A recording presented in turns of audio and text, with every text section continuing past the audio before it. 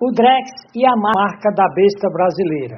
Igreja Voz Bíblica, pastor José Laerto, nesse 21 de fevereiro de 2025, uma sexta-feira. Essa reflexão eu estou fazendo depois de um pequeno vídeo que eu vi falando sobre o Drex, o dinheiro digital. Então resolvi fazer a reflexão e fiquei animado e então decidi fazer um estudo mais completo. Você tem agora esse estudo à sua disposição. Eu vou ler a maior parte, eu escrevi, ia ser apenas uma reflexão para o Zap. Porém, eu acredito que isso aqui vai ajudar muita gente e eu vou postar também no YouTube. O Drex é a marca da besta brasileira.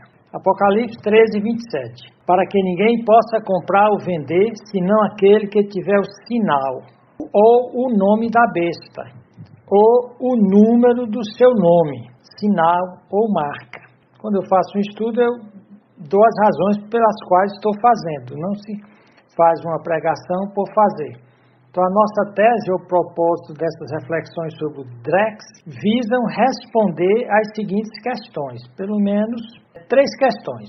O que é que está envolvido em não usar o dinheiro real, o dinheiro físico, e ser obrigado a usar dinheiro digital?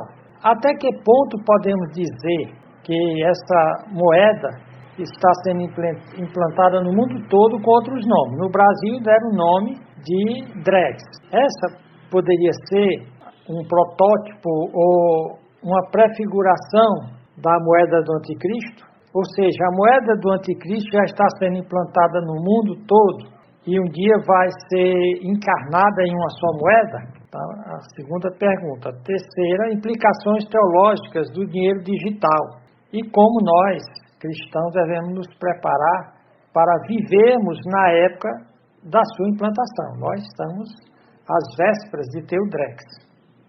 Então, introduzindo essa mensagem. Hoje pela manhã recebi no meu Zap um pequeno vídeo falando que o Drex realmente servirá para o controle total dos brasileiros. Como é que vai se dar isso? Como é que chegamos ao ponto em que perdemos completamente a nossa liberdade de comprar, vender, de dispor ou indispor de uma propriedade? Vamos ao nosso estudo. O que é que está envolvido no não usar dinheiro real, ser trocado esse dinheiro que a gente praticamente faz o que quer com ele e no lugar dele a gente ser obrigado a usar dinheiro digital. A questão não tem a ver apenas com a questão monetária, do se o dinheiro é digital ou se ele é virtual. De fato, o dinheiro virtual é invisível. A própria transação é feita de forma virtual, de certa forma invisível e com pouco controle dos donos do dinheiro. O problema se torna mais grave, então, por esse dinheiro ser digital, ser invisível, sair praticamente do controle dos donos. O dinheiro digital, ele foi criado por empresas privadas exatamente para fugir ao controle cobiçoso e voraz dos governos totalitários. Quem criou, primeiramente, esses dinheiros digitais, essas moedas digitais, como o Bitcoin, para fugir da ganância dos governos totalitários, especialmente os esquerdistas, comunistas, que tentam por todas as formas e meios controlar a vida de seus cidadãos. E, especialmente, isso pode ser feito através de controlando o dinheiro e suas transações de compra, venda, negociação. A moeda Bitcoin foi uma das primeiras moedas virtuais ou digitais, com essa finalidade de fugir a esse controle abusivo e excessivo do governo, exatamente para evitar esse controle total, que tira a liberdade das pessoas, que as controla exatamente pelo seu poder aquisitivo. Aqui no Brasil está prevista a criação do Drex, que é uma moeda digital que será estabelecida de forma abusiva pelo governo, pois ele não vai fazer um plebiscito a perguntar: vocês brasileiros, vocês querem o Drex ou vocês querem continuar com o dinheiro físico? Ou então até para permitir que as duas moedas possam concorrer Mas o que vai acontecer é que vai criar mecanismos de modo que o dinheiro físico se torne praticamente inútil. E o que vai acontecer é que é mais uma maneira desse governo ruim, totalitário, roubar toda a privacidade das transações comerciais, familiares, individuais, de compra, de venda, de forma que nada que seja vendido ou comprado pode ser tornado legal se não for através do Drex, que passa a ser a forma do governo saber tudo que as pessoas estão fazendo. Ou seja, deixa-se de se ter vida privada, de ter vida pessoal, e a vida vai se tornar aberta para todos. Analistas políticos, como no pequeno vídeo que deu ensejo a essa mensagem, dizem que mesmo que a compra seja feita com a moeda digital, não controlada pelo governo, como o Bitcoin, que já existe, essa compra só será legal ou legalizada em cartório se ela for convertida para o Drex. Como é que você compra em Bitcoin, que não está sob o controle do governo, mas quando você for passar a compra do carro, da casa ou de qualquer bem no cartório, você terá de converter para o Drex. Algo semelhante ao que prevê a profecia do Apocalipse. O nosso texto de hoje, Apocalipse 13:27, lá diz, para que ninguém possa comprar ou vender, senão aquele que tiver o sinal ou o nome da besta, ou o número do seu nome. Então, exatamente como na moeda do anticristo, que o João vai chamar essa moeda do anticristo de sinal da besta, ou marca da besta, que seria a única moeda capaz de dar condições legais de alguém comprar e vender. Então, ele faz de tal maneira que não tem como você fugir ao controle. Só compra, só vende quem tiver esse dinheiro sob o controle do governo. No caso aqui no Brasil será o Drex.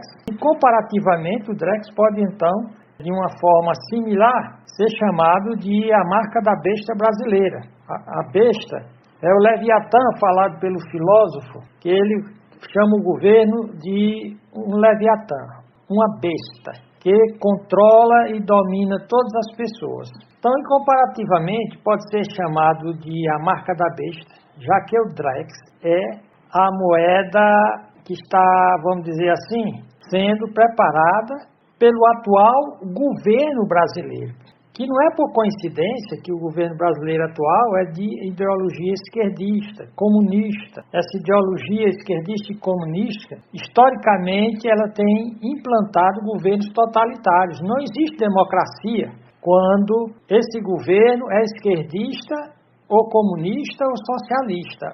Onde ele existe, ele é totalitário. É um governo que rouba ou tira completamente a liberdade dos seus cidadãos.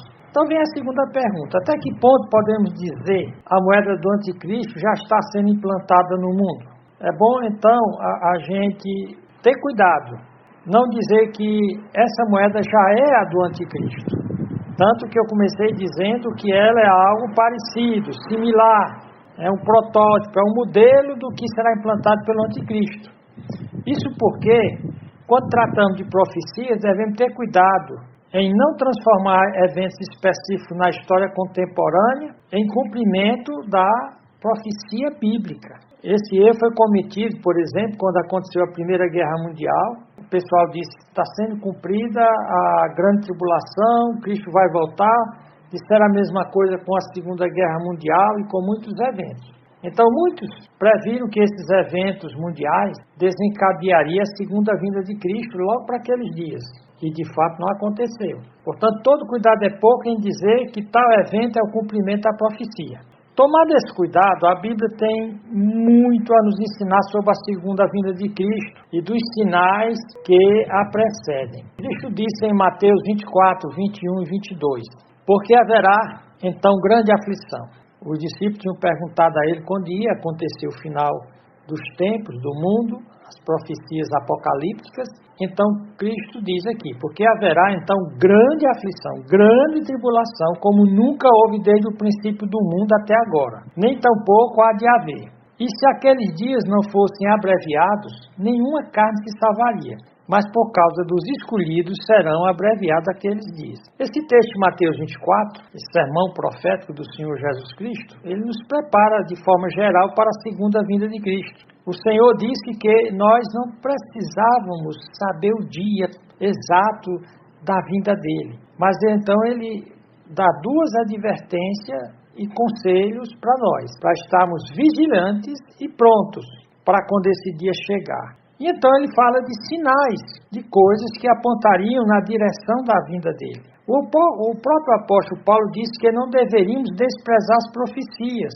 Há quem defina a profecia como história futura contada antecipadamente. É o jornal do amanhã, do futuro. Então ele diz, não despreze a profecia. Ao contrário, elas devem ser estudadas. Lá Daniel diz que a profecia seria estudada e o saber se multiplicaria. Lá não só o saber, lá muitos aplicam a questão do progresso da ciência, mas uma das possibilidades de tradução é que a profecia ia ser estudada e a iluminação, o conhecimento do que virá no futuro seria maior para os que estudam a profecia dos que não a estudam. Então o apóstolo Paulo disse que os filhos da luz, esses que recebem a luz da profecia, não serão pegos em completa surpresa. A profecia diz que virá, Cristo falou, grande aflição, grande tribulação ou tempos catastróficos em escala mundial, como nunca antes aconteceram. Ele fala de sinais como guerras,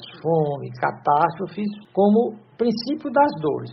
Porém, chegará um tempo que isso aí será o ápice, como quando a mulher está para parir, a dor é insuportável. Porém, é exatamente nesse momento que surge uma nova vida. É exatamente no auge da grande tribulação que virá o milênio.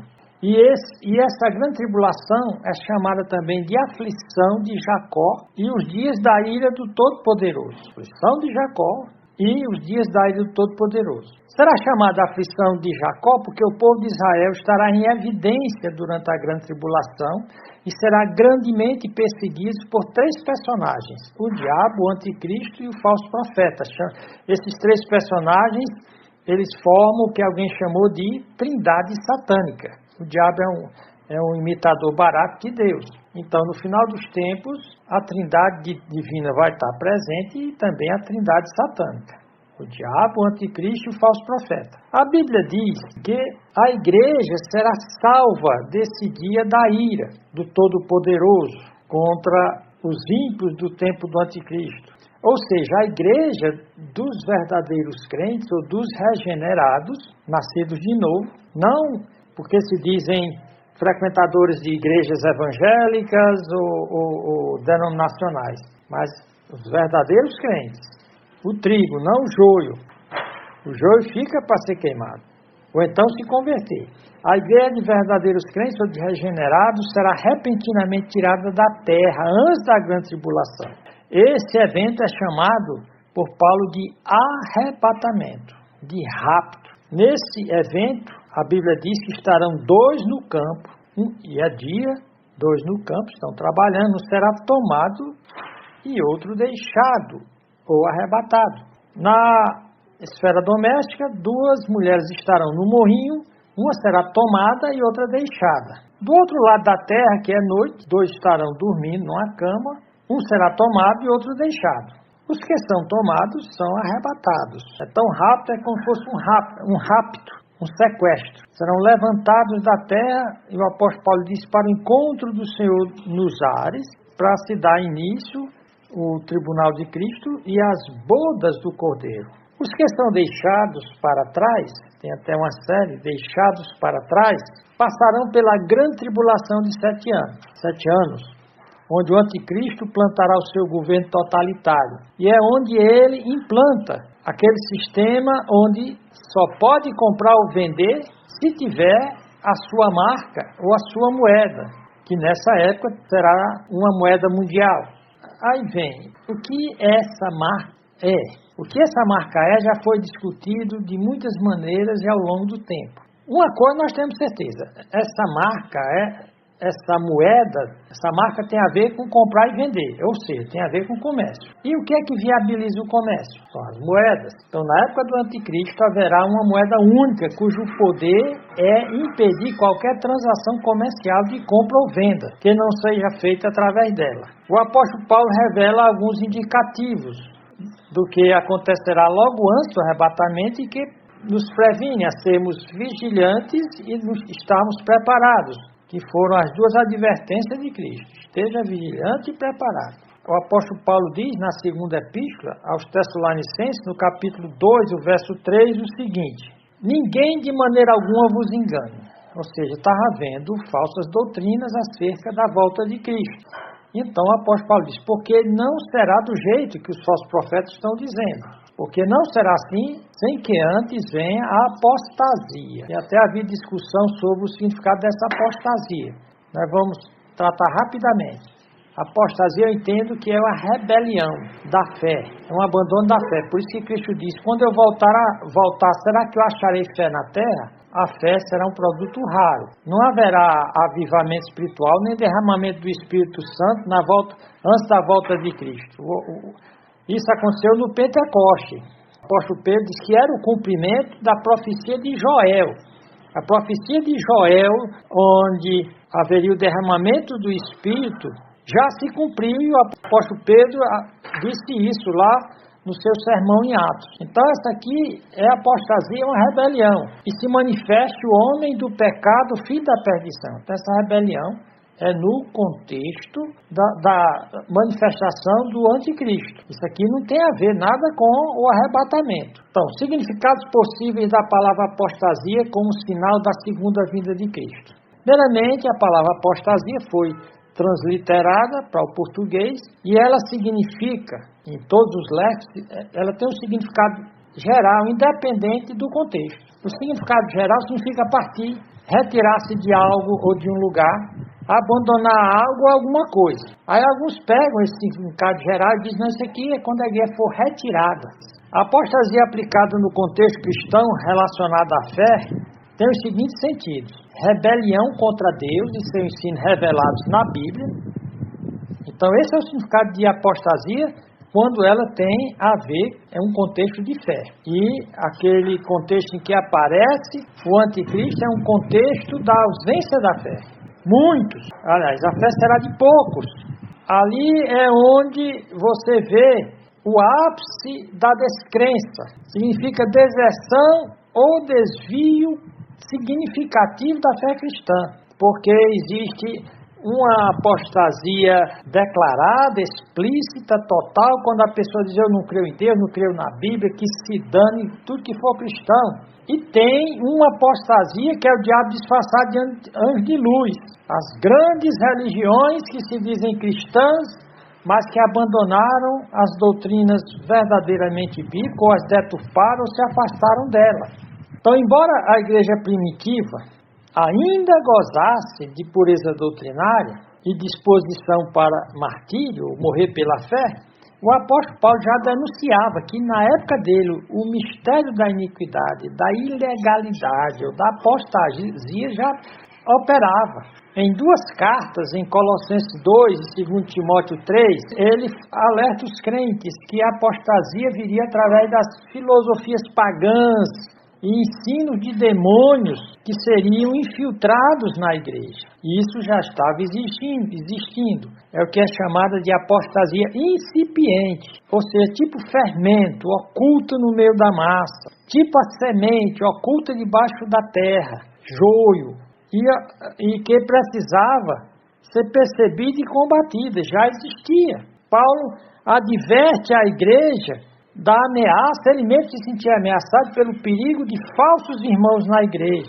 Havia na própria igreja inimigos da cruz de Cristo. E ele advertia, né, e a Bíblia, João, adverte que muitos enganadores tinham saído pelo mundo afora. Então o apóstolo Paulo previu que o mundo iria de mal a pior, onde os homens maus impostores iriam enganando e sendo enganados. Apesar desses sinais de apostasia, assim como aqueles princípio das dores, aqueles sinais cataclísmicos e catastróficos, eram apenas sinais das dores, que no final dos tempos os terremotos seriam de rachar continentes, vamos dizer assim, as guerras seriam no nível nuclear. Assim também a apostasia. Haveria apostasia durante todo o tempo da igreja, porém, naquele final, ela seria, vamos dizer assim, encabeçada por aquela trindade satânica, que estaria agindo, preparando a manifestação. Ela seria encabeçada porque o que Paulo chama aqui, naquele contexto da apostasia, de homem do pecado e do filho da perdição. E lembra que Cristo chamou Judas de filho da perdição. E Judas era um discípulo de Cristo. Ou seja, é alguém que poderá ter respaldo da própria cristandade nominal, não verdadeiramente convertida, que vai afastar o cristianismo do verdadeiro Cristo, da verdadeira fé cristã. Então, o João, esse homem, esse elemento que o apóstolo Paulo chama de homem do pecado e filho da perdição, João vai chamar ele de anticristo, mas especialmente nas suas cartas, né? Então, por essas razões, a apostasia nesse versículo de Tessalonicenses não pode significar o arrebatamento da igreja. Só há espaço diante do contexto e diante da escatologia profética para ser a rebelião da fé, a deserção do cristianismo bíblico, mesmo que seja o desvio para um cristianismo nominal, como nós estamos vendo hoje. Igrejas se dizendo cristãs e adotando toda espécie de aberração e desvio da Bíblia. E então, é exatamente essa apostasia que vai possibilitar ao falso profeta encabeçar a grande igreja do anticristo, a grande meretriz. E é ela que vai possibilitar o anticristo se manifestar. Então, embora a palavra apostasia não signifique o arrebatamento da igreja, como nós já dissemos, por outros textos e por mais de 50 argumentos bíblicos, fica claro que a igreja não passará pelo dia da ira, pela grande tribulação. De fato, ela será arrebatada. Então, virá, ou seja, a apostasia chegará ao seu ápice, virá o dia da ira, representado pelos 7 anos de tribulação. A igreja será retirada da terra antes de acontecer esses 7 terríveis anos do governo do anticristo e da ira de Deus contra os apóstatas que se submetem ao seu reino. Então, o fato nesse segundo ponto, o que é que nós sabemos sobre a vinda de Cristo? Que os homens irão de mal a pior, que uma igreja mundial, ou pelo menos de relações intercontinentais, irá se formando. Aquela igreja que dará boas-vindas ao anticristo, a Laodiceia, que tem tudo dentro dela, é rica, é poderosa, mas Cristo está fora. E que nós não devemos esperar um reavivamento espiritual para o final dos tempos, mas sim uma deserção da fé. Diante disso, quais as implicações teológicas desse dinheiro digital? Que vamos voltar ao nosso assunto primário. Quais as implicações teológicas do dinheiro digital e como se preparar para viver na época da implantação desse dinheiro controlador de tudo e de todos? A primeira coisa, o dinheiro digital do anticristo será prazeroso para os descrentes. Para eles, conviver com o dinheiro digital do anticristo não será problema, pelo menos não a curto prazo. A Bíblia diz que o mundo seguirá cegamente a besta. O mundo seguirá a besta, deslumbrado com seus sinais, milagres e prodígios. O mundo inteiro vai adorar a besta. Apocalipse 13, 3 e 4. O texto diz, e a besta, aqui o João está chamando o anticristo e a besta, ele não chama diretamente de anticristo, ele chama de anticristo nas epístolas, lá em 1 João. Muitos anticristos têm saído pelo mundo afora. Porém, essa daqui é a besta.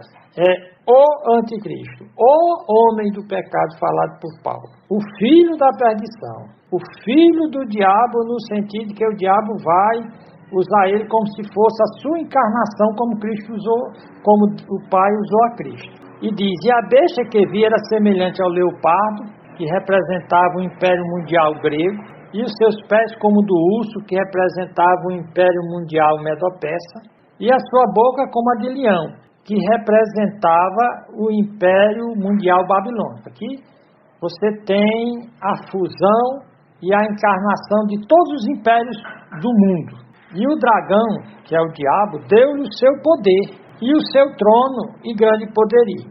E vi que uma das cabeças da besta, ferida de morte, e a sua chaga mortal foi curada. E toda a terra se maravilhou após a besta. A terra ficou maravilhada, deslumbrada, basbaqueada diante do aparente poder e grandeza do anticristo. E aqui diz, e adorarão o dragão, adorarão Satanás. Aqui é o Satanás atingirá o seu maior nível de engajamento mundial. E adorarão o dragão, que deu à besta o seu poder, e adorarão a besta, assim como o cristão adora o Pai Celestial, adora Jesus Cristo, diz que Cristo diz, toda a autoridade me foi dada por meu Pai. Então o mundo vai adorar o diabo, declaradamente, explicitamente. Vai adorar o anticristo, dizendo, quem é semelhante à besta? Isso aqui é o significado da palavra Misael ou Miguel, que é aplicada a Cristo. Quem poderá batalhar contra ela? Isso aqui é blasfêmia, porque o diabo não tem vez diante da onipotência, onipresença, onisciência e todas as potências e perfeições de Deus. O diabo é um nada nem ninguém para Deus. O mundo segue e adora a besta. Então, receber a marca dela, da besta ou do anticristo, não é problema para ele. Todos os governos do mundo entregarão seus poderes à besta para a criação de um governo mundial e moeda únicos. Tanto o governo é único quanto a moeda. É o que diz Apocalipse 17, 12 e 13. Olha o que diz. E os 10 chifres, e chifre é onde estava o poder do animal, na antiguidade representava os poderes. Então os 10 chifres, os 10 governos mundiais, essa confederação mundial de 10 reinos, que viste, ele diz aqui, são 10 reis, que ainda não receberam o reino, mas receberão poder, como reis, por uma hora, juntamente com a besta. Eles têm o mesmo intento, o mesmo propósito. Entregarão o seu poder e autoridade à besta. Então você nota que terá esse governo mundial. Hoje nós partimos cada vez mais para uma globalização que se encaminha para o governo mundial e também para uma religião mundial. É aí que vai ser criada a religião do falso profeta, que é a segunda pessoa do anticristo. Na realidade, na trindade satânica, a primeira pessoa é o diabo, a segunda pessoa é o anticristo, e a terceira pessoa, fazendo às vezes de Espírito Santo, é um grande líder religioso, que a Bíblia chama de falso profeta, porque ele vai fazer milagres mentirosos. Diz Apocalipse 17, 11 e 14. E vi subir da terra outra besta, e tinha 2 chifres semelhantes aos de um cordeiro, e falava como dragão, e exerce todo o poder da primeira besta na sua presença. A primeira besta é o anticristo, ele é uma segunda besta religiosa, tem uma besta política e a besta religiosa. E exerce todo o poder da primeira besta na sua presença e faz que a terra e os que nela habitam adorem a primeira besta, cuja chaga mortal foi curada. E faz grandes sinais, milagres, né? Que é o grande carro-chefe do diabo para enganar a humanidade, são milagres, prodígios. E faz grandes sinais de maneira que até fogo faz descer do céu à terra à vista dos homens. A Bíblia diz que o crente não anda guiado por milagres, pela vista, mas sim pela fé. Diz aqui, engana os que habitam na terra com sinais que lhes foi permitido que fizessem na presença da besta, dizendo aos que habitam na terra que fizesse uma imagem à besta que tinha a ferida da espada e vivia. Então é nesse clima de governo mundial, de religião mundial, que será implantado o dinheiro mundial. E que para os descrentes, pelo menos nos primeiros anos, parecerá muito vantajoso. Com aquele dinheiro ele pode comprar tudo. Tem gente que vende a sua alma por pouco dinheiro, e se o dinheiro for vantajoso, ela come o fígado da mãe.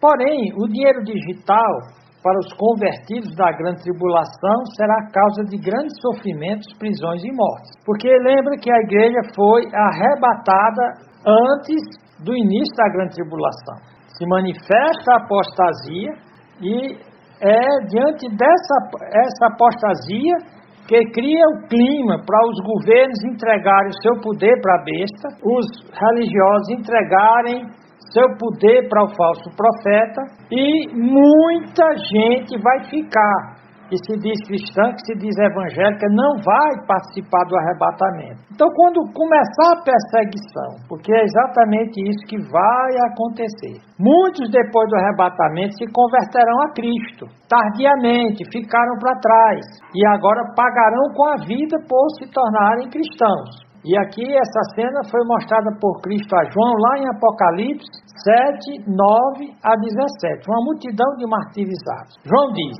depois dessas coisas, da abertura dos selos de juízo, João diz, e eis aqui uma grande multidão, que é a multidão de crente, viu?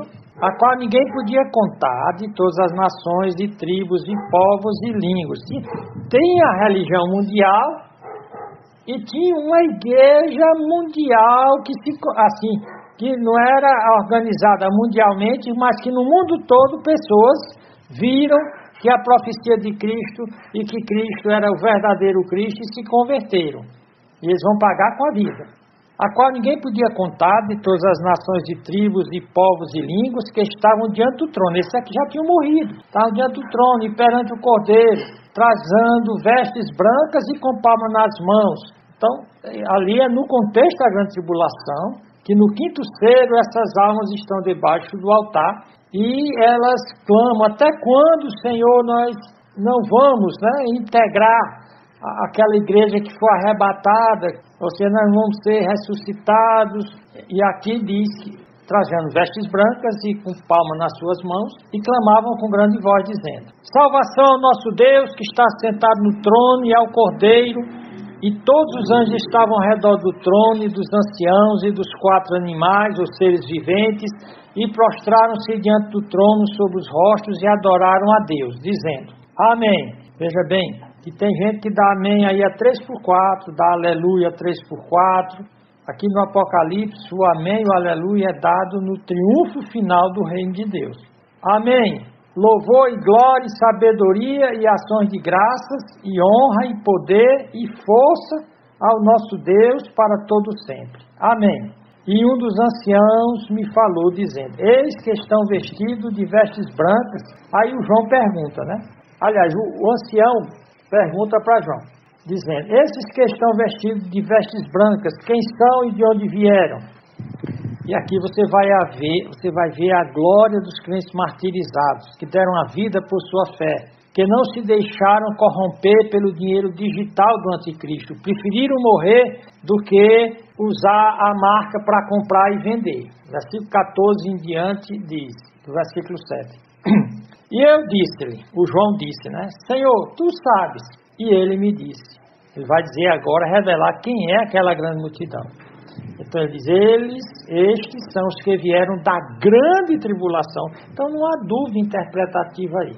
Vieram daquela grande tribulação profetizada por Cristo, grande tribulação que nunca houve antes, seria sui generis, seria única na sua espécie, que aconteceria no final, como aqueles que negam quase toda a profecia e que negam que vai existir uma grande tribulação. Ele diz que a grande tribulação são as tribulações que existiram ao longo da história, ou seja, é uma vergonha como quando quem não quer aceitar a Bíblia arruma argumentos perversos e ignóbeis, ou seja, desprezíveis. Esses são os que vieram da grande tribulação, a mesma anunciada por Cristo em Mateus 24, e lavaram as suas vestes e as branquearam no sangue do Cordeiro.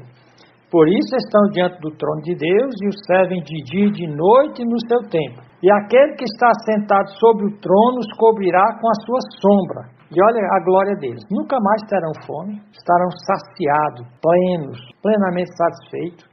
Nunca mais terão sede, nunca mais terão escassez, aridez, nem sol, nem calor algum cairá sobre eles, ou seja, seu conforto será perfeito. E diz aqui, porque o Cordeiro que está no meio do trono os apacentará, o bom pastor Jesus, e lhes servirá de guia para as fontes vivas da água, a água da vida. E Deus limpará dos seus olhos toda lágrima, ou seja, tirará todo o motivo que os fez sofrer na existência na terra. Então vem a pergunta, isso aí é para o pessoal da grande tribulação, e nós que estamos vivendo hoje, como devem viver os cristãos, esses que aguardam a vinda de Cristo, nós que aguardamos a vinda de Cristo e que já temos de conviver com uma moeda semelhante ao do anticristo, o Drex. E com certeza o Drex ainda não é a moeda do anticristo. Porém, ela poderá mais na frente ser associada à igreja, à moeda mundial do anticristo. Então, como devemos viver? O cristão, desde que se converte, deve aprender a viver na simplicidade. Não deve ser nunca guiado pela cobiça e pela avareza, que é a idolatria dos bens materiais. Nunca deve fazer sua alegria e contentamento depender de coisas materiais. Nós vimos que o descrente ama e adora o dinheiro e quem lhe dá dinheiro, e faz toda espécie de pecado para conseguir dinheiro. Se ele souber, mesmo que ele saiba que é o diabo que está dando dinheiro a ele, ele vai amar e adorar o diabo. Nós vamos ver isso na grande tribulação.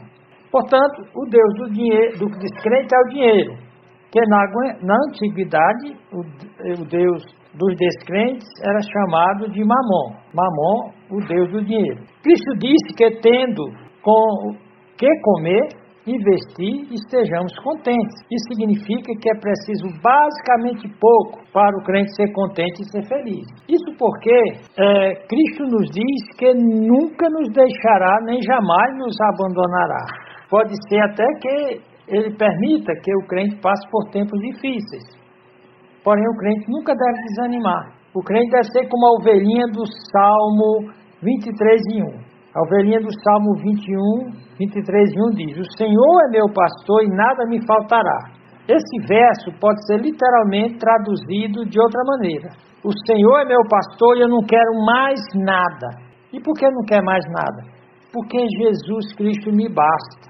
Eu não quero mais nada porque, embora não saiba onde estão os pastos verdejantes, Ele me conduz para lá. Ele me guia para as águas tranquilas. Eu não sei onde elas estão, mas Ele me guia para lá. Ele não evita que eu passe pelo vale da sombra da morte.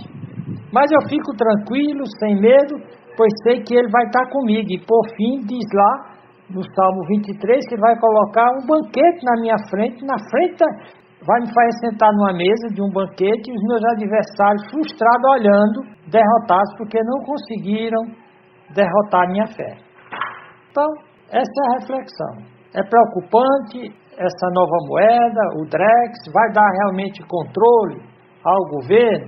Vai, mas ele nunca vai controlar a vida do verdadeiramente fiel.